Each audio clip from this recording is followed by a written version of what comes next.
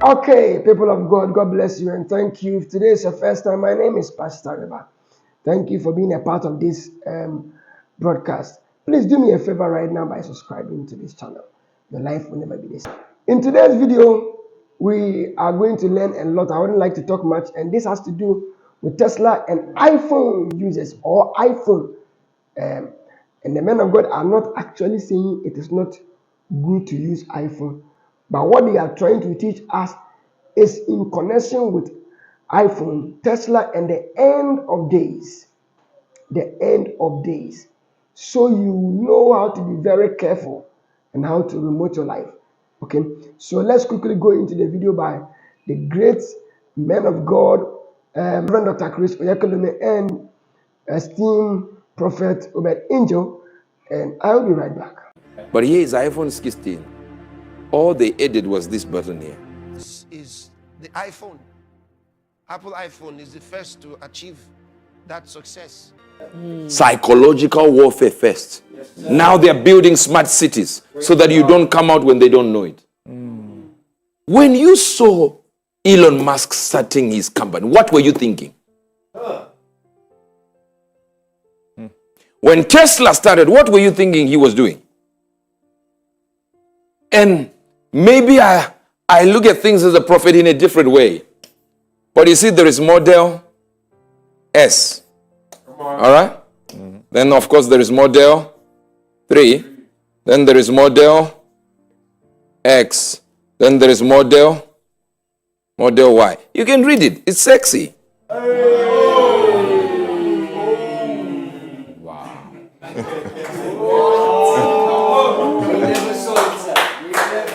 I'm trying to say, I'm not saying this has nothing to do with the Antichrist. But I'm just saying, think. It's not illegal yet, but they're working on it. So you see the signs you don't want. The Bible says it this way. You can look at the weather and say there is a cloud. It's about to rain. But yet you don't know the times. That means you have started some few things that are natural, but the spiritual, you're still blind. To the person that is being used, I'm by no means saying it's being used by the devil. I'm simply saying technology is where we were going already. But while we were going there, another problem came in. While we were developing these technologies, we are also seeing that the platform is set for what the devil will use. It becomes so easy to use. Put it up, let's see. I want to read that. Matthew 16:3. In the morning, it will be foul weather today, for the sky is red. Verse number 1.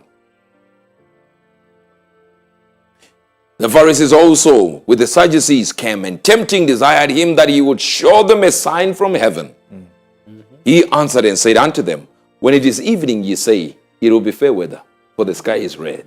And in the morning, it will be foul weather today, for the sky is red and lowering.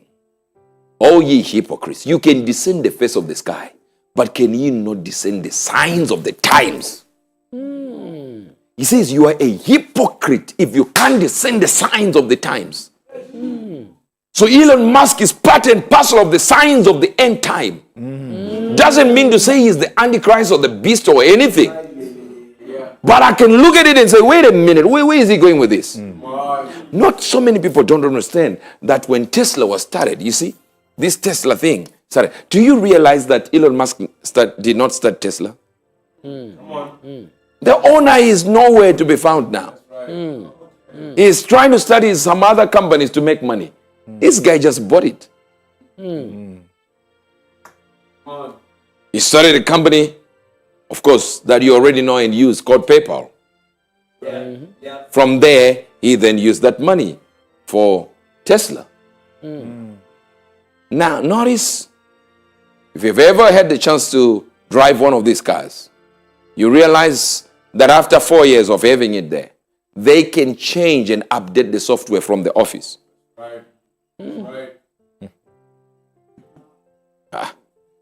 So that means Tesla is not a car company, it's a software company. And if you understood what I said last week, that we are in a matrix, we are in a software. In a software, yeah. And we're getting updates every time.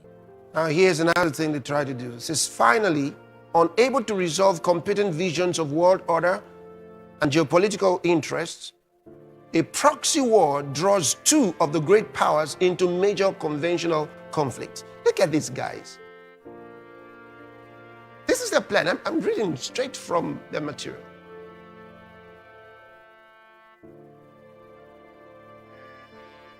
The nuclear taboo is respected, but despite dragging in a number of third-party allies, both sides fail to gain an advantage, achieving only mutual exhaustion.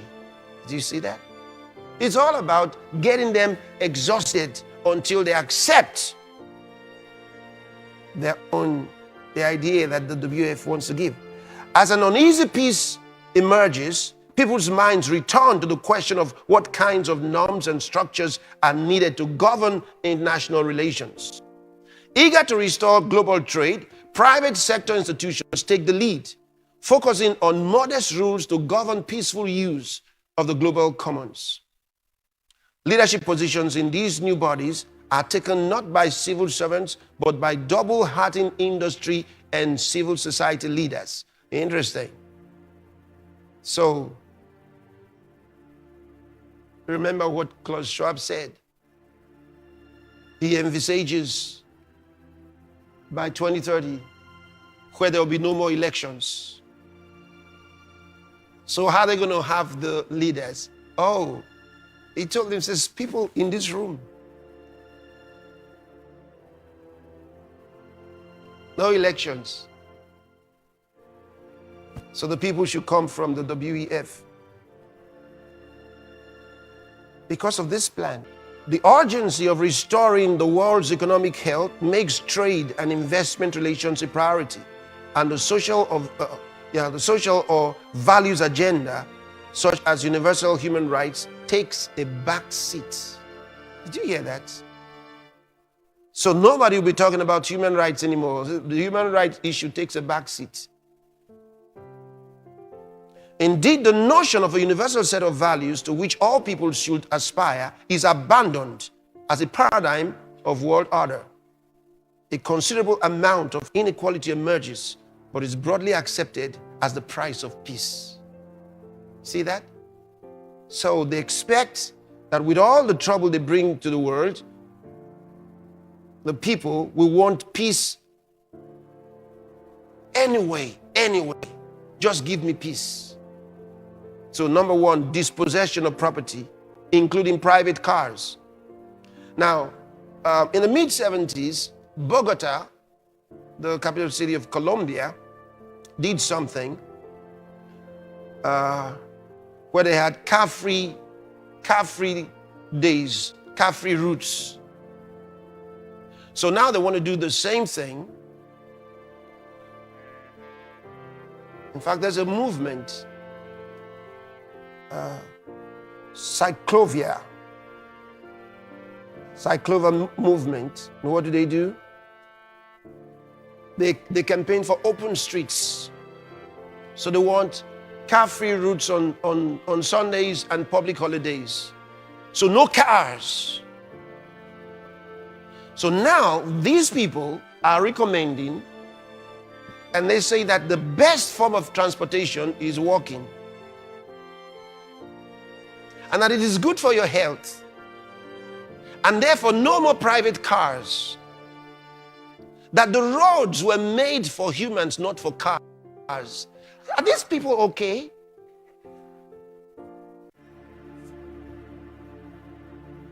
That's their argument. And it's really... You're not getting this. Come on. See? We are getting it, sir. I'm a sucker for things like iPhones. You know, I am very loyal to their brand. But here is iPhone 16. All they added was this button here.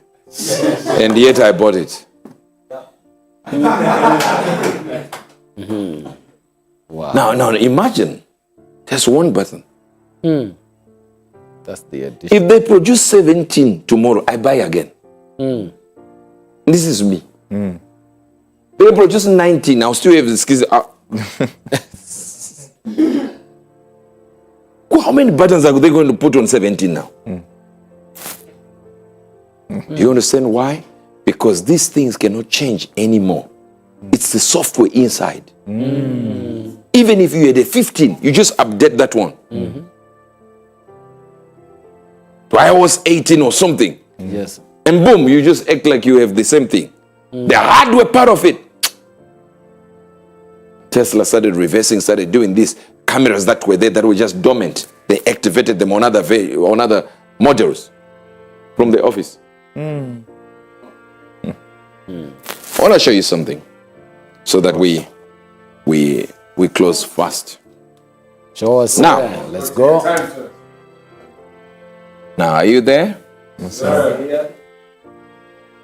Now, so the company that, of course, Elon Musk started, which is now making waves now, is they are putting chips in people's heads. Yes. So by simply thinking to do a task, it performs a task. Your computer will listen to you. You can even order a pizza using your brain. Not speaking. Imagine talking like this, just here and someone is there, boom. And technology is doing exactly what it needs to do. Why is that important and why is that dangerous? Because the enemy can still use it. Imagine this AI you hear of. You like it as technology, but it's more dangerous than chemical weapon. More dangerous than biological warfare. They are in to control events. Then, of course, 24-hour surveillance from your phone and the nanochip implants. Okay, now let me read something to you here because this is quite interesting. The so-called digital phenotyping, all right?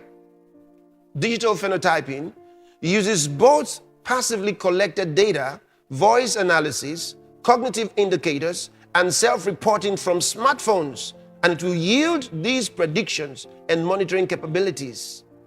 Now, they're going to start out with mental health, that they need to monitor people that have mental health. Well, if it can monitor somebody with mental health, how much further does it go? So your phone, according to this discussion, digital phenotyping, your phone would be able to recognize your movements and who you are and your behavior.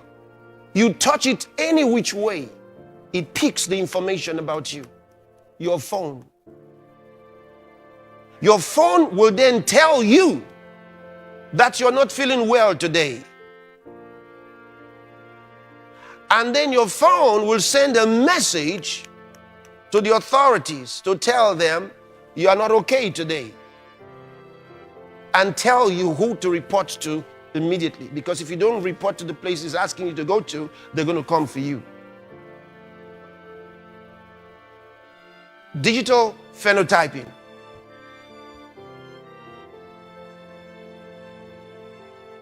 And the first to achieve that success is the iPhone. Apple iPhone is the first to achieve that success. Well, it can monitor you very well. Okay, so God bless you. I believe you have heard it. And as you hear these things, you begin to take knowledge. Okay, so they are not actually telling us to quit using iPhones, but the most important thing is for you to know how these people are planning to control us, control our mind. And most especially those of you who have been sleeping with your phone closer to you. Okay, ever since I watched Pastor's video that he was saying that we shouldn't sleep with our phone closer to us.